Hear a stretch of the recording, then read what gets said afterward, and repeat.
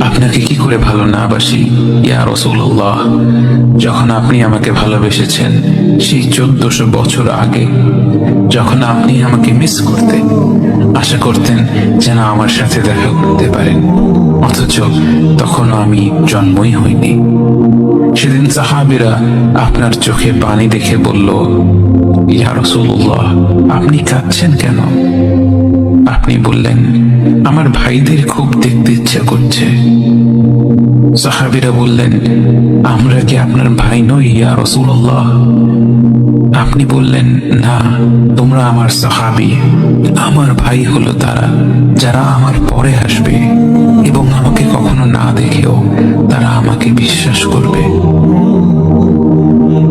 মৃত্যুশয্যায় শুয়ে আপনার অন্তরে এই চিন্তা ছিল যে আমাদের পরিণতি কি হবে। উম্মতি উম্মতি বলতে বলতে আপনি আপনার রবের নিকট ফিরে গিয়েছেন।